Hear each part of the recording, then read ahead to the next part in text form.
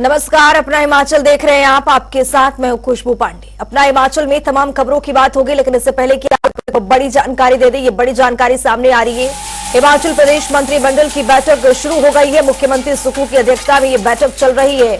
Deputy CM Mukesh Agnihotri समेत cabinet सदस्य यहां पर मौजूद है। प्रदेश सरकार में उद्योग मंत्री हर्षवर्धन चौहान, शिक्षा मंत्री रोहित सिंह ठाकुर, पीडब्ल्यूडी मंत्री विक्रमादित्य सिंह जैसे तमाम यहां पर नेता उपस्थित है इस बैठक में। आपको बता दें कि प्रदेश मंत्रिमंडल की बैठक में कई प्रस्ताव पर आज मोहर लगेगी, तो कई मुद्दों पर आज विभिन्न तरह से चर्चा की जाएगी। तो आपको बता दें कि मंत्रिमंडल के बैठक में तमाम मुद्दों पर आज विचार विमर्श भी किया जाएगा। तो ये बड़ी और अहम जानकारी आपको दे रहे हैं। मंत्रिमंडल की बैठक शुरू हो गई है, मुख्यमंत्री इसकी अध्यक्षता कर रहे हैं। तमाम बड़े दिग्गज नेता इस बैठक में शामिल है। आपको बता दें कि deputy CM Mukesh Agnihotri, PWD मंत्री इस बैठक में शामिल हैं और तमाम बड़े दिग्गज चेहरे इस बैठक में शामिल हैं। मंत्रिमंडल की इस बैठक में कई प्रस्ताव पर आज मुहर लगेगी, कई प्रस्ताव पर चर्चा भी की जाएगी। तो हिमाचल मंत्रिमंडल की बैठक शुरू हो गई है। बैठक में कई बड़े दिग्गज चेहरे मौजूद हैं। तो हमारे साथ हमारे सहयोगी राजधानी शिमला से रॉबिन शर्मा जुड़ चुके हैं। रॉबिन, यहां पर आज मंत्रिमंडल की बैठक चल रही है, मुख्यमंत्री अध्यक्षता कर रहे हैं। क्या कुछ कौन से ऐसे प्रस्ताव है जिस पर यहां पर आज मुहर लगने की संभावना है? बिल्कुल, देखिए तकरीबन 12 बजे का वक्त था कि जब प्रदेश मंत्रिमंडल की बैठक शुरू होनी थी। हालांकि से थोड़ा सा देरी में शुरुआत हुई कैबिनेट की, और मुख्यमंत्री सुखविंदर सिंह सुक्खू जो है वो अध्यक्षता कर रहे हैं बैठक की। बैठक में खासतौर पर उप मुख्यमंत्री मुकेश अग्निहोत्री समेत कैबिनेट मंत्री मौजूद हैं और नए कैबिनेट मंत्री जिसमें यादवेंद्र गोमा और राजेश धर्माणी भी शामिल है।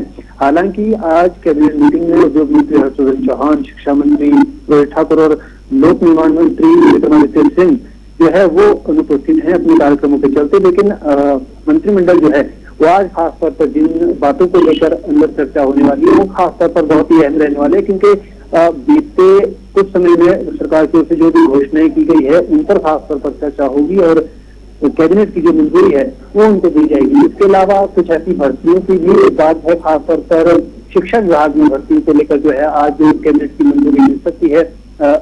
घोषणाओं की बात करें तो बीते समय में सरकार की ओर से कहा गया था कि नए वर्ष के शुरुआत में जो है सरकार गोबर की खरीद जो है हिमाचल प्रदेश में शुरू करेगी। तो ऐसे में संभावना यही है कि आज की मंत्रिमंडल की बैठक में इस फैसले को भी कैबिनेट की हरी झंडी मिल सकती है।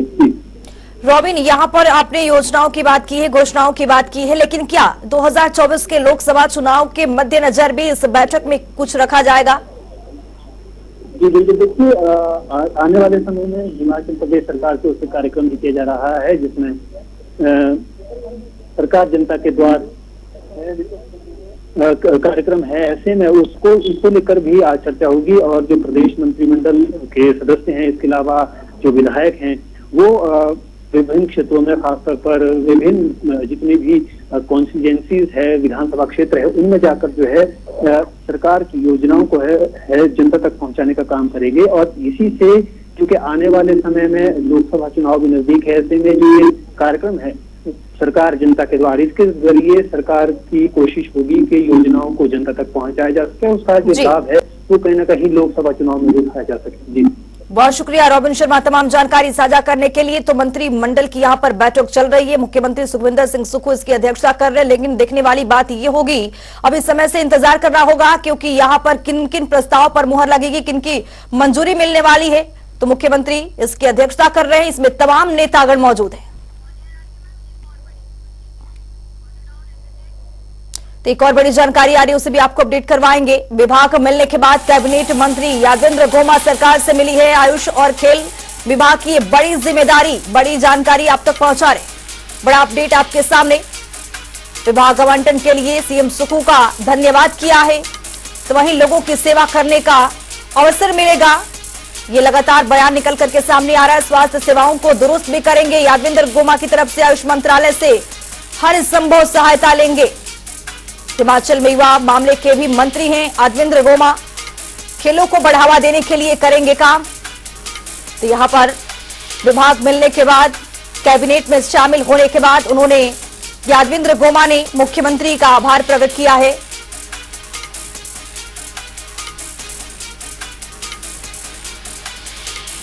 सुंदर सिंह सुक्खू जी का और हमारे आला नेताओं का धन्यवाद करता हूं, जिन्होंने कैबिनेट में स्थान देने के साथ साथ मुझे दो विभाग जो हैं वो दिए हैं, जो कि पूरे प्रदेश में गांव स्तर के ऊपर जो है उनका रोल रहता है। मुझे आयुष विभाग दिया है, जिसमें पूरा गांव स्तर तक जो है उसमें सेवाएं जो है होती हैं, और साथ में यूथ एंड स्पोर्ट्स सर्विसेज का भी भार जो है मेरे ऊपर दिया है।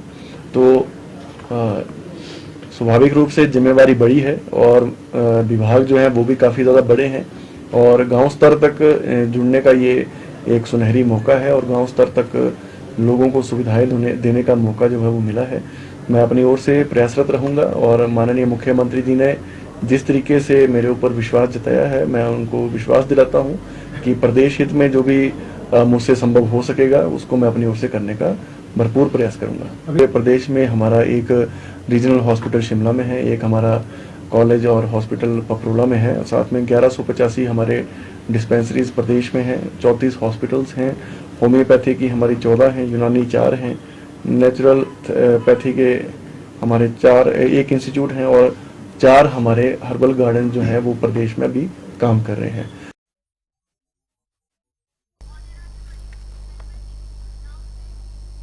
तो एक और बड़ी जानकारी आ रही है, उसे भी आपको अपडेट करवाएंगे। विभाग मिलने के बाद कैबिनेट मंत्री राजेश धर्माणी, तकनीकी शिक्षा विभाग उनको मिली है, ये बड़ी जिम्मेदारी दी गई है।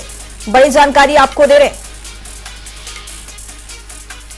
इंडस्ट्रियल ट्रेनिंग का भी जिम्मा यहां पर मिला है। वहीं आपको बता दें, कौशल विकास की ओर से ध्यान की जरूरत है। कौशल विकास को विकसित करने का भी यहां पर काम करेंगे। ये बड़ी और अहम जानकारी से आपको अपडेट करवा रहे हैं। विभाग मिलने के बाद कैबिनेट मंत्री का यह बयान निकल करके सामने आया है। तकनीकी शिक्षा विभाग की ये बड़ी जिम्मेदारी उनको दी गई है। इंडस्ट्रियल ट्रेनिंग का भी उनको जिम्मा मिला है। ये बड़ी जानकारी, कौशल विकास की ओर से ध्यान देने की जरूरत, कौशल विकास को विकसित करने का भी यहां पर लक्ष्य रखा गया।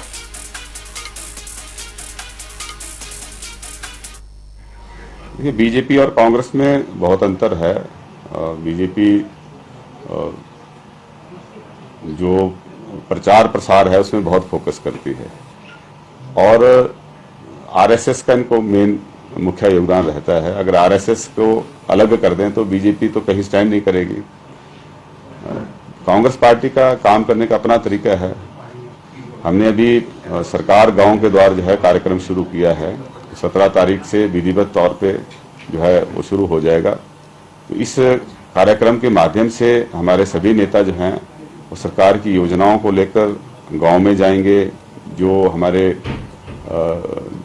गांव में लोग रहते हैं या शहरों में लोग रहते हैं, उनके जो समस्याएं हैं उनके निराकरण के लिए जो है कदम उठाएंगे, और विकासात्मक विभिन्न योजनाओं को जो है अमली जामा पहनाने में अपना योगदान देंगे। पहले इन्होंने प्रश्न पूछा था, उसको पूरा कर लो। लोकसभा चुनाव में कांग्रेस निश्चित तौर पे पहले से बहुत बेहतर करेगी, और हम इस बार चारों की चारों सीटों को जीतने में सक्षम है, और हम जीतेंगे। एक सीट हमारे पास पहले से ही है जो हमने उपचुनाव में जीती थी, और आपको याद होगा जब भारतीय जनता पार्टी की प्रदेश में भी सरकार थी और दिल्ली में भी सरकार थी, तो उसमें हमने 3 विधानसभा के उपचुनाव जीते थे और 1 मंडी लोकसभा उपचुनाव जीता था।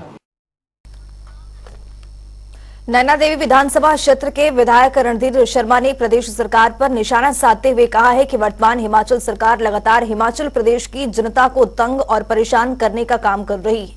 इन 12 महीनों में सरकार ने 12 जनविरोधी निर्णय लेकर हिमाचल की जनता को प्रताड़ित करने का काम कर रही है। पिछली सरकार ने जनता को कृष्णा लैब के माध्यम से मुफ्त टेस्ट की सुविधा दी थी, लेकिन कांग्रेस की सरकार ने टैब को पैसे देने बंद कर दिया है, जिससे हिमाचल प्रदेश की जनता बहुत ही परेशान है।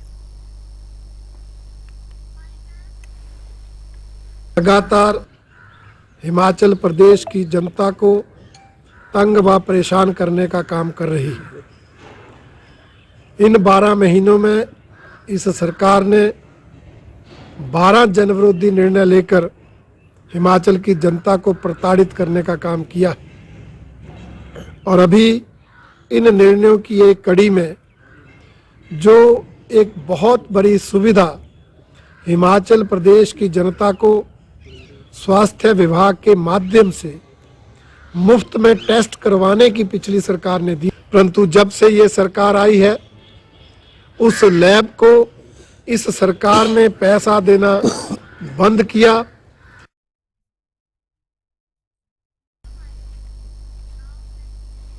बिलासपुर के ऊंची पहाड़ियों पर स्थित माता श्री नैना देवी के दरबार से आजकल सुबह और शाम के समय पंजाब पूरी तरह से धुंध की आगोश में समाया हुआ नजर आता है।